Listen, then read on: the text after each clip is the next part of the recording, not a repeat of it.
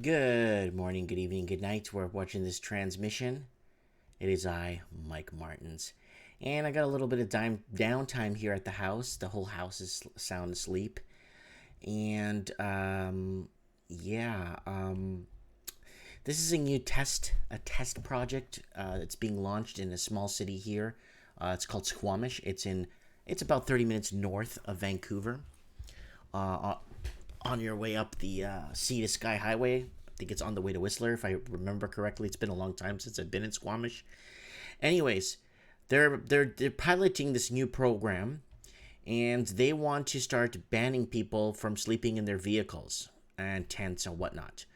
So living in cars, tents banned by new Squamish bylaw. So they want to launch this as kind of like a pilot program and start moving it to other cities in the interior of British Columbia. This is from today's date. Squamish City Council voted in favor of a bylaw Tuesday night that the district hopes will put an end to camping in public places. So now they can start construing words, the language, into making it seem like if you're in your car sleeping, that's considered camping too.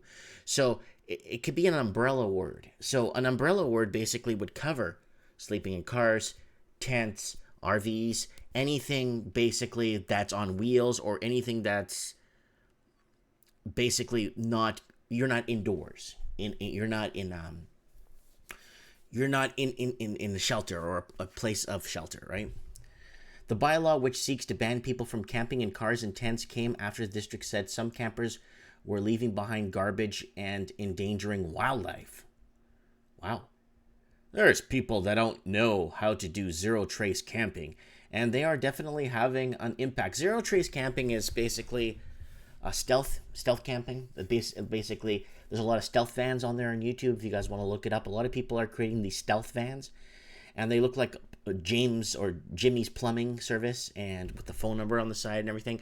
And people actually think that it's a work van, right? And it's very stealthy, right? So that's zero trace camping. They're creating neighbor conflicts, says Squamish Mayor. Some campers say they've been forced to live in vehicles. However, they feel the bylaw is unfairly targeting them. Woldek Zara lost his house last year and now lives in his 1990s Volkswagen hatchback. He worries he won't have a place to park and sleep. If the law comes into effect, then they would come down hard on people like me living in cars. We simply won't be able to do it, he told CTV News. We'll be out of luck. Now the bylaw has passed, officers will be trained to enforce the rule, and no camping signs will be placed. I mean, can't they use the police resources or even bylaw? I guess it's bylaw officers, right? It won't be police. Because I think there's so much going on that I don't think they have time to I guess, badger these people. I mean, these are human beings, right? Elliott said the bylaw is really about giving bylaw officers the ability to move people along off the crown land within municipal boundaries. Again, more language, more. Yeah, this imaginary line here is crown, and this imaginary line is municipal. This imaginary line right here, that's what we say it is, right? So let's look at the clip here, a bit of a clip here. Instead of paying rent, the district is going to have to hire people to go around and ticket people, and then if the people don't have the money, more taxpayers' money. then what? many van dwellers in Squamish have full-size campers or RVs and work in town. It will make their lives very, very difficult, or considerably more difficult than their lives are now. With no job and nowhere else to live, Wodek Zara hopes there will be another conversation had at City Hall for people like him. Emadagahi, CTV News, Squamish. Wow, that's intense, guys. That's severely intense that something like this is happening in Canada. So people basically were bought out of their own cities. Affordability levels went to crap. Foreign investing went rampant. $200 billion in Canada laundered through Canadian real estate. And fentanyl flooded in from foreign factories in China. fentanyl floods in, opioids. And it's a really interesting war we're fighting right now. It's a very interesting I guess you would say non-violent, but more of stripping down us as citizens. It's very interesting.